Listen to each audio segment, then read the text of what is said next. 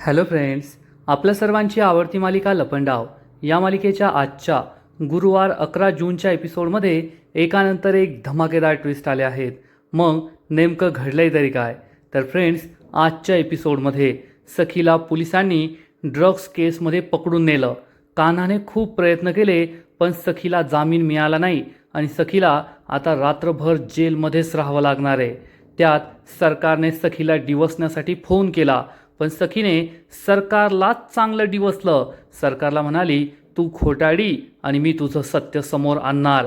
त्यामुळे सरकारचा इगो दुखावला गेला आणि मग सरकारने जेलमध्येच सखीला जीवे मारायचं ठरवलं. जेलमध्ये तिने एक धष्टपुष्ट गुंडीला पाठवलं आणि या बाईने चक्क सखीचा गळा दाबून तिचा जीव घेतलाय. मग सखी बेशुद्ध पडलीये की मेलीये? आता कान्हा हा सखीला जेलमध्ये वाचवायला येऊ शकेल का? खरंच सखी मरणार का? हे जाणून घेण्यासाठी हा व्हिडिओ शेवटपर्यंत नक्की पहा. फ्रेंड्स, आजच्या एपिसोडच्या सुरुवातीलाच सखी, जान्हवी, दाभाडे मावशी तिघी खूप खुश असतात की आज सुरमई खायची. सखी सुरमई कट करणार इतक्यात पोलीस तेथे येतात. पोलिसांना पाहून सगळे खूप घाबरतात. सखी विचारते, तुम्ही येथे? तर हे पोलीस विचारतात, सखी कामत कोण आहे? सखी सांगते, मीच आहे सखी कामत. तर हा हवालदार म्हणतो, आम्हाला बातमी मिळाली आहे की तुम्ही ड्रग्ज विकता आणि आम्हाला तुमच्या घराची झाडाझडती घ्यायची आहे. हे ऐकून सगळ्यांना जबर धक्काच बसतो. सखी चिडून म्हणते, ही बातमी खोटी आहे, मी ड्रग्ज विकत नाही. तेवढ्यात कान्हा तेथे येतो आणि म्हणतो, ओ साहेब, तुम्हाला चुकीची बातमी मिळाली आहे. सखी मॅडम ड्रग्ज वगैरे विकत नाही, त्या बातम्या खोट्या आहेत. तर हवालदार चिडून म्हणतो, पाहू ना काय खरं काय खोटं. आम्ही एकदा झाडाझडती घेतली ना, मग आम्हाला कळेल सखी मॅडम खोटं बोलताय की ते न्यूजवाले खोटं बोलताय. कान्हा विचारतो, तुम्ही झडती घेऊ शकत नाही, तुमच्याकडे वॉरंट आहे का? तर हा इन्स्पेक्टर म्हणतो, तुला जास्त कळतं का रे? इन्स्पेक्टर आला नाही थे, कशाला वॉरंट पाहिजे? सखी म्हणते, ओ साहेब, वॉरंटशिवाय तुम्ही झडती घेऊ शकत नाही. तेवढ्यात हवालदार म्हणतो, साहेबांना कोणत्याही वॉरंटची गरज नसते. साहेब आले बस झालं, आम्ही झडती घेणारच. तेवढ्यात किरण आणि सानप काका येतात आणि विचारतात, काय दादागिरी चालू आहे? तर हा इन्स्पेक्टर चिडून म्हणतो, दादागिरी आम्ही नाही, तुम्ही करताय. जर आमच्या कामात अडथळा आणला ना, तर सरकारी कामात अडथळा आणल्याप्रकारे तुम्हाला सगळ्यांना अटक करेल. सगळेजण चांगलेच घाबरतात. हा इन्स्पेक्टर चिडून म्हणतो, हवालदार, काढ रे यांना बाहेर. हवालदार किरण आणि सानप काकांना बाहेर घेऊन जातो आणि मग इन्स्पेक्टर चक्क घरात झाडाझडती सुरू करतो. हा हवालदार अतिशय उद्धट असतो आणि सगळे खाण्याचे डबे, मग तांदूळ असो, पीठ असो, गहू असो, सगळे डबे जमिनीवर फेकून देतो. अन्नधान्याची नासाडी करतो. सखी, कान्हा, जान्हवी त्यांना थांबवण्याचा प्रयत्न करत असतात पण हा हवालदार काय ऐकत नाही. कान्हा म्हणतो, करू द्या, एकदा नाही सापडलं ना, मग मी यांना जाब विचारतो. आणि हे सगळे पोलीसवाले संपूर्ण घराची नासधूस करतात पण कोठेच काही सापडत नाही. कान्हा विचारतो, सापडला का? मी म्हणालो होतो ना, काही सापडणार नाही. सखी विचारते, आता बोला ना, आता का गप्प बसलात? तेवढ्यात या इन्स्पेक्टरला ही सुरमई दिसते आणि तो म्हणतो, या सुरमईमध्ये काय? सखी चिडून म्हणते, सुरमईमध्ये काय असतं? हा काय फालतू प्रश्न विचारताय? तर ही लेडी कॉन्स्टेबल चिडून म्हणते, साहेबांशी नीट बोलायचा. कानी हा इन्स्पेक्टर म्हणतो, सुरमई कापून दाखवा.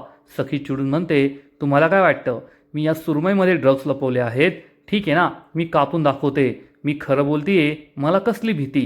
आणि मग सखी ही सुरमई कापून दाखवते आणि या सुरमईमध्ये चक्क ड्रगची पुडी असते.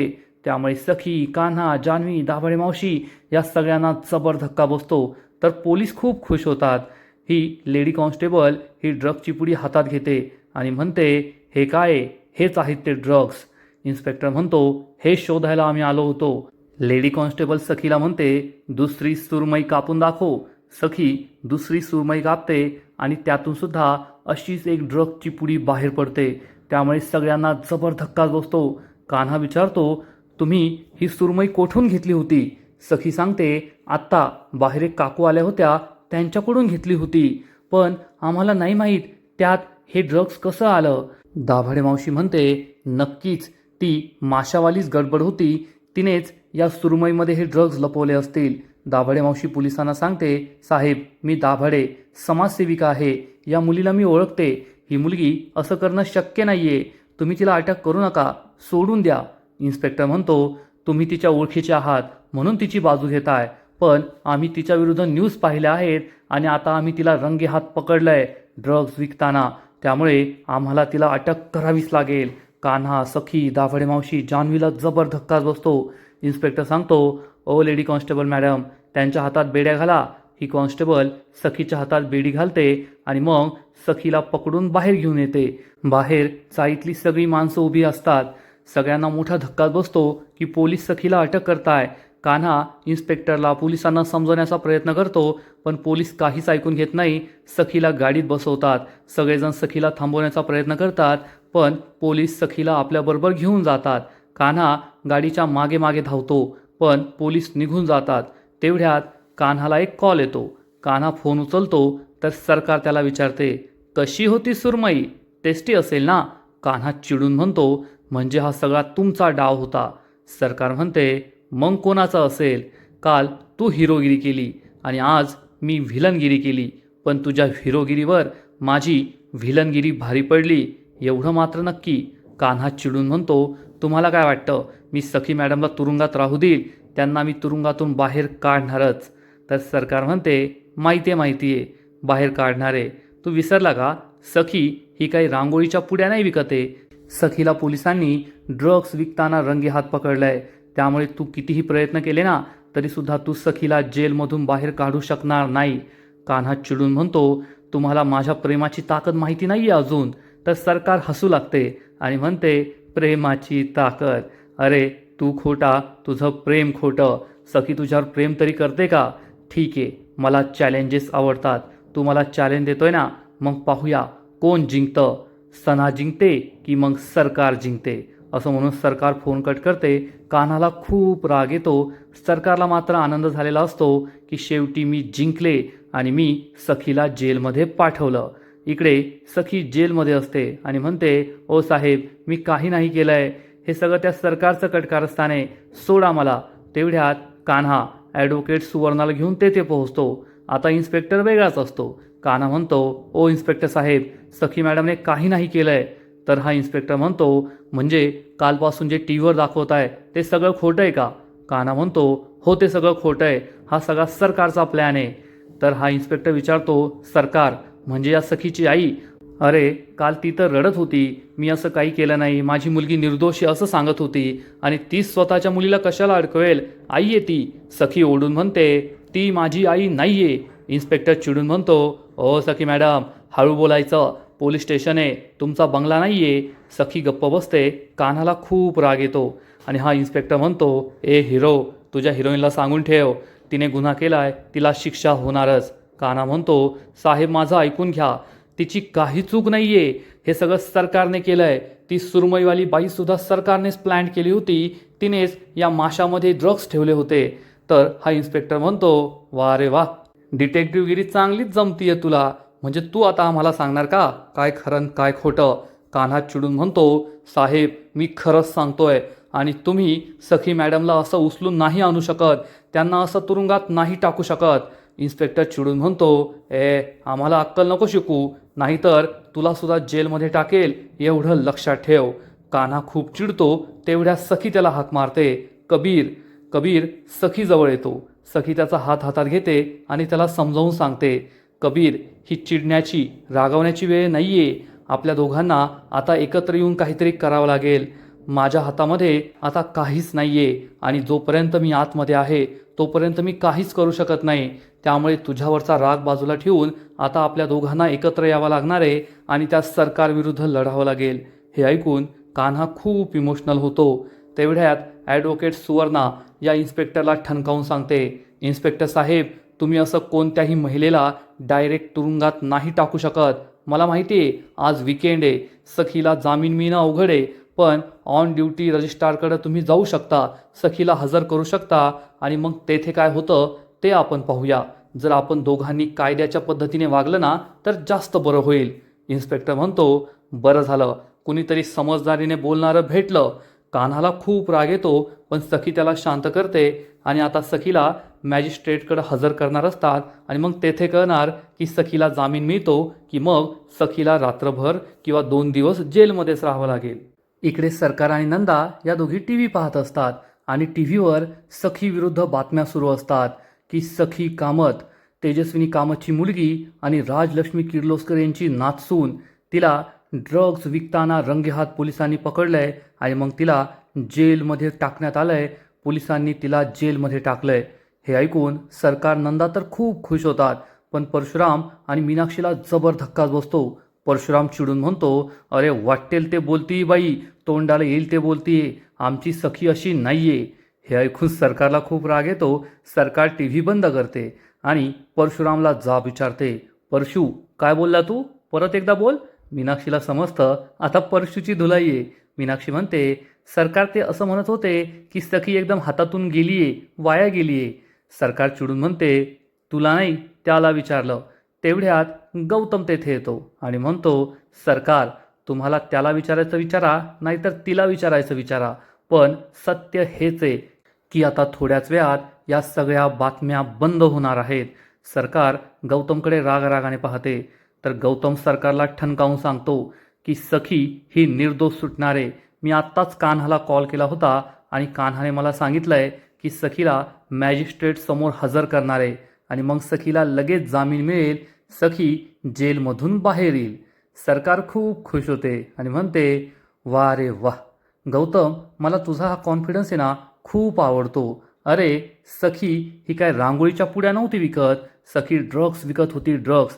तुला काय वाटतं तिने एवढा मोठा गुन्हा केलाय आणि या गुन्ह्यात तिला लगेच सोडून देतील, तिला बेल मिळणार नाही, ती जेलच्या बाहेर येणार नाही. तर गौतम म्हणतो, तुमचा कॉन्फिडन्स मला आवडला, पण जेव्हा सखीला बेल मिळेल ना तेव्हाच तुम्हाला कळेल की ती बाहेर आली की नाही. सरकार म्हणते, वी विल सी, आणि ती गौतमला चांगले डोळे दाखवते. इकडे कान्हा, जान्हवी, दाभडे मावशी, चाळीतल्या सगळ्या बायका जेलबाहेर सखीची वाट पाहत असतात. सखीला मॅजिस्ट्रेटकडे नेलेलं असतं.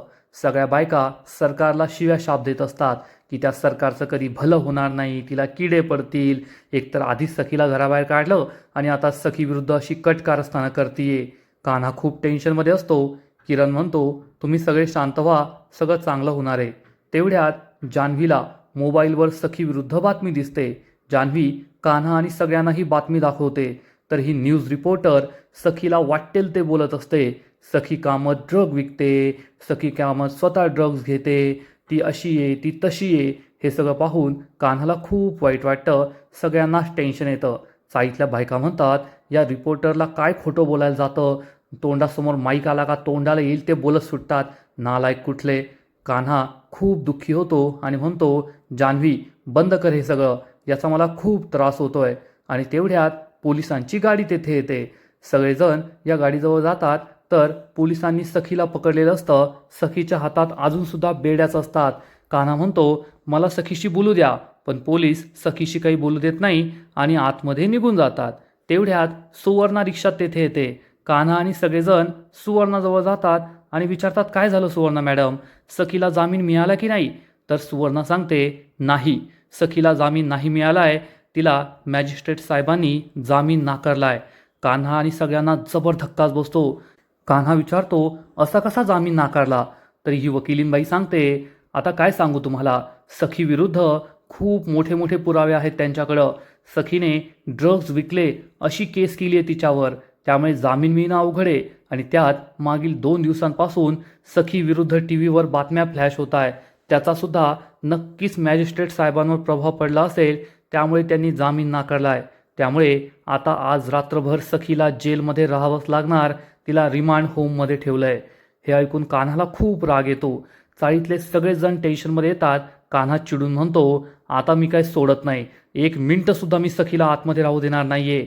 असं म्हणून कान्हा हा रागाने आतमध्ये येतो आणि सखीला म्हणतो, सखी मॅडम तुम्ही टेन्शन घेऊ नका, मी तुम्हाला जेलमध्ये राहू देणार नाहीये. तर हा इन्स्पेक्टर उद्धटपणे म्हणतो, ए हिरो चल निघ इथून, तू कोण लागून गेला रे, सखीला जामीन मिळाला नाहीये आणि मिळणार सुद्धा नाही. तर सखी चिडून म्हणते, तुम्हाला काय माहीत, जेव्हा सना एकत्र येतात ना तेव्हा काहीच अशक्य नसतं. हे ऐकून कान्हा खूप खुश होतो. सखीकडे प्रेमाने पाहू लागतो. सखी ही कान्हाला म्हणते, कबीर तू शांत हो. आता आपल्यालाच सगळं पुढे काही करायचं आहे आणि मला एवढ्या लवकर बेल मिळणार नाही आहे, कारण त्यांनी माझ्यावर खूप घाणेरडे आरोप लावले आहेत आणि माझ्याविरुद्ध सगळे पुरावे आहेत त्यांच्याकडं. माझे फोटोग्राफ्स आहेत, त्यानंतर त्यांनी मला रंगेहात पकडलं आहे. त्यामुळे मला एवढ्या लवकर जामीन मिळणार नाही. कान्हा म्हणतो, पण मी तुम्हाला जास्त वेळ जेलमध्ये राहू देणार नाही आहे. सखी म्हणते, मग त्यासाठी आपल्याला एकच करावं लागेल, त्या बाईला शोधावं लागेल ज्या बाईने ती सुरमई मला विकली होती. नक्कीच ती सरकारची बाई असणार आहे आणि सरकारनेच तिला हे सगळं करायला सांगितलं आहे. कान्हा म्हणतो, तुम्ही टेन्शन घेऊ नका, त्या बाईला मी लवकरात लवकर शोधून काढतो. सखी म्हणते, पण कबीर आता जे काही करायचं आहे ते तुलाच करायचं आहे. सरकार पूर्ण प्रयत्न करेल मला जेलमध्ये ठेवण्यासाठी, पण मला लवकरात लवकर बाहेर काढायचं असेल तर तुला त्या बाईला शोधावं लागेल. कान्हा म्हणतो, तुम्ही टेन्शन घेऊ नका, त्या बाईला मी पाताळातून सुद्धा शोधून काढेल आणि मग तिच्याकडून सत्य वधून घेईल की यामध्ये तुमचा काही दोष नाही आहे आणि हे सगळं सरकारचं कटकारस्थान होतं. इकडे सरकारने त्या सुरमई विकणाऱ्या बाईला कॉल केलेला असतो आणि ही बाई एका पान टपरीवर असते.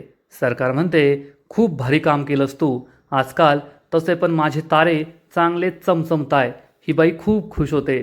सरकार म्हणते, जास्त खुश होऊ नको, तू तुझं काम केलंय, पण जास्त ओव्हर कॉन्फिडन्स दाखवू नको. ही बाई म्हणते, हो सरकार, तुमचं काम छान केलं ना मी. सरकार सांगते, काम तर तू एक नंबर केलंय. आज फक्त तुझ्यामुळेच ती सखी जेलमध्ये गेली आहे. जे आजपर्यंत मी कधीच करू शकले नाही ते तुझ्यामुळे शक्य झालं आहे. पण एक लक्षात ठेव, आता तो कबीर तुझ्या पाठावर असेल, तो तुला पकडण्याचा प्रयत्न करणार. त्यामुळे जेवढ्या लवकर शक्य होईल तेवढ्या लवकर गायब व्हायचं. तर ही बाई सांगते, सरकार तुम्ही त्याचं टेन्शन घेऊच नका. माझा एक भाऊ आहे, तो एका मोठ्या कन्स्ट्रक्शन साईटवर काम करतो, तेथेच राहतो. दिवसभर त्याच्या घरी कुणीच नसतं, फक्त त्याची बायको असते. मी तेथे जाऊन राहील, मग कुणालाच मी सापडणार नाही. सरकारला हे सगळं ऐकून खूप बोर होतं. सरकार म्हणते, आता बडबड बंद करायची आणि लवकरात लवकर अंडरग्राऊंड व्हायचं. ही बाई हो म्हणते, फोन कट करते आणि या टपरीवाल्याला पैसे देऊन टाकते. टपरीवाला विचारतो, काय आज लिहून नाही ठेवायचं का? तर ही बाई सांगते, अरे आता किती दिवस आणि परत येईल सांगता येत नाही, म्हणून पैसे देतीये. हा टपरीवाला विचारतो, कुठे गावाला चालली आहे का? ही बाई चिडून म्हणते, तुला काय करायच्या नसत्या चौकशा, आणि ही बाई तेथून निघून जाते. इकडे कान्हा किरण चाळीतल्या सगळ्या बायकांची बैठक भरवतात आणि या सगळ्यांना कान्हा समजावून सांगतो, जर सखी मॅडमला सोडवायचं असेल तर सगळ्यात आधी आपल्याला त्या सुरमई विकणाऱ्या बाईला शोधावं लागेल. एकदा का ती सापडली मग आपण तिच्याकडून वधवून घेऊ शकतो. सगळ्यांना हे पटतं. चाळीतल्या बायका सांगतात, आम्ही एक काम करतो, आपण जेव्हा त्या बाईकडून सुरमई विकत घेत होतो तेव्हा ती बाई आपल्या चाळीतून निघाली असेल आणि रिक्षाने बाहेर गेली असेल तर आम्ही रिक्षा स्टँडवर जातो आणि त्या सगळ्या रिक्षावाल्यांची चौकशी करतो. ती बाई कुठे गेली हे आपल्याला लगेच कळून येईल. कान्हाला ही आयडिया खूप आवडते आणि मग तेवढ्यात कान्हाला सानप काकांचा कॉल येतो. कान्हा विचारतो, काय झालं? तर सानप काका म्हणतात, अरे सखीबद्दल काय घाणेरड्या बातम्या देत आहे ते न्यूजवाले, मला हे बिलकुल आवडत नाही आहे. कान्हा म्हणतो, सानप काका शांत व्हा, चिडचिड करून काही फायदा नाही आहे. जर सखीला या सगळ्या प्रकरणातून सोडवायचं असेल तर त्या सुरमई विकणाऱ्या माशेवालीला शोधावं लागेल. सानप काका म्हणतात, ठीक आहे, मी सुद्धा शोधतो तिला. कान्हा या सगळ्या बायकांना समजावून सांगतो, आता तुम्ही तेथे जा. या सगळ्या बायका निघून जातात. तेवढ्यात दाभाडे मावशी म्हणते, अरे कान्हा, मी त्या बाईला पाहिलंय, त्या बाईचा चेहरा माझ्या चांगल्या लक्षात आहे. कान्हा म्हणतो, हे तर चांगलं झालं, मग आपण एक स्केच आर्टिस्टला बोलूया, तुम्ही त्या बाईचं वर्णन सांगा, मग त्या बाईला शोधणं आपल्याला सोपं जाईल. दाभाडे मावशी म्हणते, ठीक आहे, पण दाभाडे मावशी म्हणते, कान्हा या न्यूजचं आपल्याला काहीतरी करावं लागेल. जसे सगळे लोक सखीविरुद्ध बातमी देत आहे तशीच सखीच्या बाजूने बातमी देणारी एखादी व्यक्ती पाहिजे, त्याचा आपल्याला खूप फायदा होईल. कान्हा म्हणतो, पण अशी व्यक्ती कोठे असेल? तेवढ्यात किरण म्हणतो, आहे कान्हा, माझ्या ओळखीची एक व्यक्ती आहे जी आपल्याला मदत करू शकते. हे ऐकून कान्हाला आनंद होतो. इकडे सखी ही तुरुंगात असते आणि तिला खूप गरम होत असतो. तिला तुरुंगाच्या या सगळ्या हवामानाचा त्रास होत असतो. तेवढ्यात लेडी कॉन्स्टेबल तेथे येते आणि म्हणते, हे फोन घे, कोणाशी तरी तुला बोलायचं आहे. सखी फोन घेते तर हा सरकारचा नंबर असतो. सरकार म्हणते, काय मग सखी मॅडम, कसं वाटतंय? म्हणजे हे जे तुझं ट्रान्झिशन झालं आहे ना, खरंच जगावेगळं ट्रान्झिशन आहे. कोठे कामतांचा बंगला, मग त्यानंतर सखी सदन चाळ आणि आता डायरेक्ट तुरुंग, जेल. तुला असं वाटत असेल ना जशी काही तू टाईम मशीनमध्येच बसली आहे. 1-2 दिवसात तू या सगळ्या ठिकाणी गेली आहेस आणि आता तू तुरुंगातच राहणार. सरकारवर सखी खूप चिडते आणि म्हणते, एवढा कॉन्फिडन्स? तर सरकार म्हणते, तो तर आहेच. आता मी सरकार आहे, जो वार करते तो कधीच खाली जात नाही. आता तू त्या तुरुंगातच राहणार. तुझ्यावर असे चार्जेस लागले आहेत ना की तू त्या तुरुंगाच्या बाहेर येऊच शकणार नाही. सखी हसू लागते आणि म्हणते, सरकार तुम्हाला असं खरं वाटतंय का मी या तुरुंगाच्या बाहेर कधी येणार नाही? लवकरच मी या तुरुंगाच्या बाहेर येणार आणि तुमचा खरा चेहरा जगासमोर आणणार. सरकारसुद्धा हसू लागते. सखी म्हणते, तुम्हाला खरं वाटत नाही आहे का? मग आठवून पहा, 12 वर्ष तुम्ही माझी आई बनून माझ्या घरात राहिलात, पण एक दिवस तुमचं सत्य समोर आलं की नाही? जर तुमच्यासारख्या व्यक्तीचं सत्य समोर येऊ शकतं, याचा अर्थ सत्य हे कधी उशिरा समोर येतं, पण येतच. ते कधीही लपून राहू शकत नाही. लख्ख सूर्यप्रकाशासारखं ते सगळ्यांसमोर येणारच. आणि मी तुम्हाला सिद्ध करून दाखवणार की मी निर्दोष आहे. या प्रकरणात माझा काही हात नाही आहे आणि हा सगळा तुमचा डाव होता, हे सुद्धा मी अख्ख्या जगासमोर सिद्ध करणार. सरकार म्हणते, आवडला, मला तुझा कॉन्फिडन्स खूप आवडला. ही सखी ना आता बदलली आहे, त्यामुळे तुझ्याबरोबर डाव खेळायला मला मजा येते. अशा समोरचा तुल्यबळ माणूस असेल ना, ज्याच्याबरोबर स्पर्धा करायची असेल, ज्याची जिरवायची असेल, तेव्हा या सरकारला खूप मजा येते.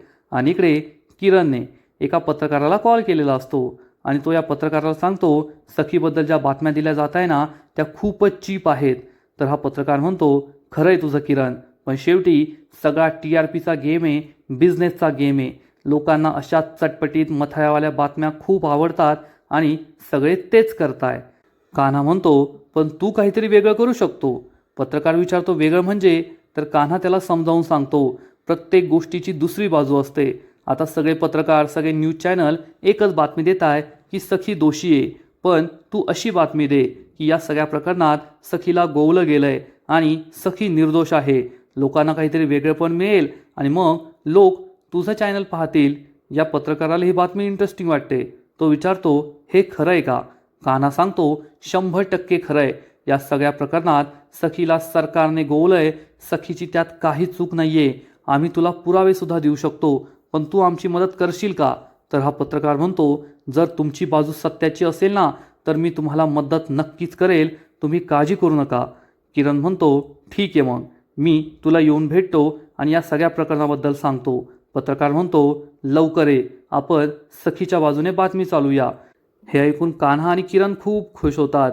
तेवढ्यात कान्हा मागे येतो तर दाभडे मावशी स्केच आर्टिस्टला या सुरमई विकणाऱ्या बाईचं स्केच सांगत असते, सगळं वर्णन करत असते आणि हा माणूस हा स्केच काढतो. कान्हाला खूप टेन्शन आलेलं असतं. आणि इकडे चाळीतल्या सगळ्या बायका जान्हवीबरोबर रिक्षा स्टँडवर जातात आणि त्यांना विचारतात की आज सकाळी सखी सदन चाळीतून तुम्ही एखाद्या माशेवाल्या बाईला पुढे सोडलंय का? पण कोणालाही माहीत नसतं. मग या सगळ्या बायका एक एक करून सगळ्या रिक्षावाल्यांकडे जातात, त्यांना याबद्दलच प्रश्न विचारतात, पण रिक्षावाले स्पष्ट शब्दात नकार देतात, आम्ही कोणाला सोडलंच नाही. जान्हवी विचारते, थोडं आठवून सांगा ना. तर हा माणूस म्हणतो, अगं ताई, कोणाला सोडलंच नाही तर आठवून काय फायदा? जान्हवी आणि चाळीतल्या बायका खूप निराश होतात. जान्हवी आणि सगळ्या बायका साईबाबाला प्रार्थना करतात की आता तूच काहीतरी रस्ता दाखव. आणि तेवढ्यात एक रिक्षावाला तेथे येतो.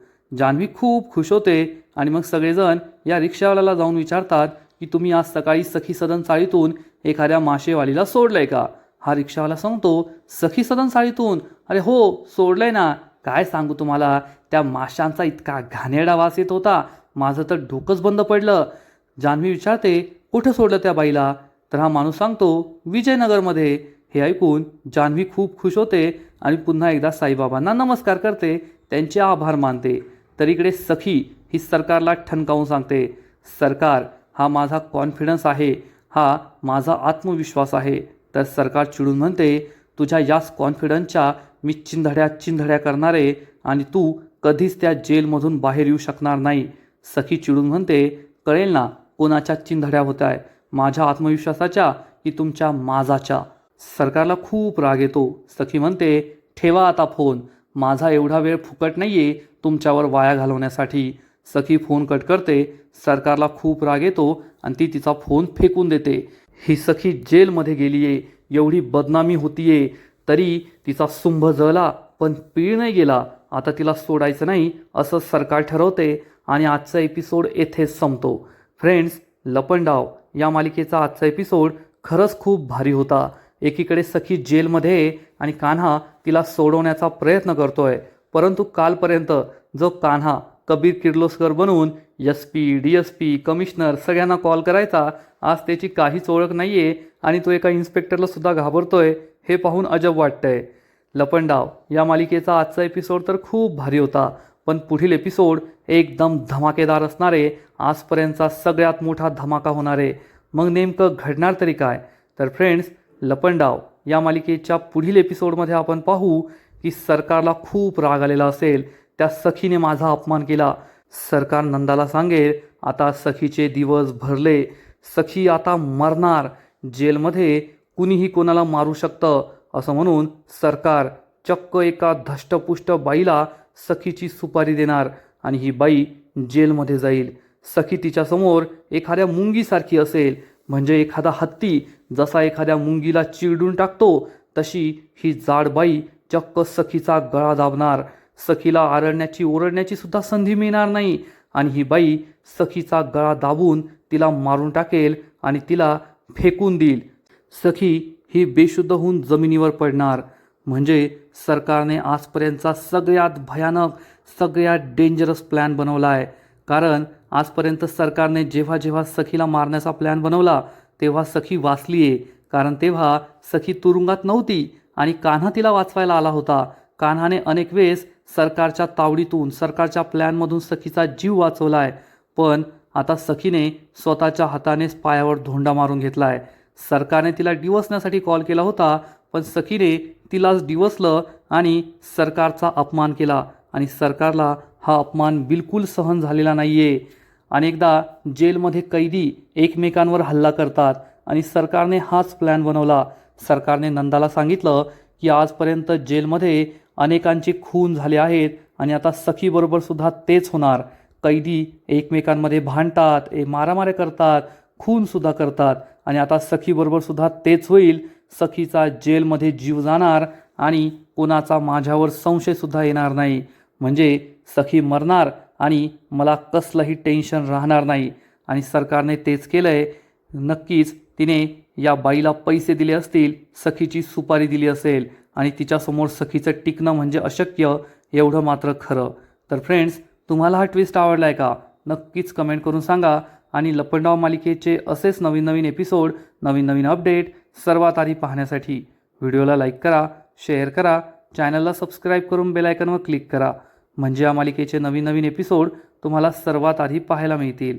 खूप खूप खूप धन्यवाद.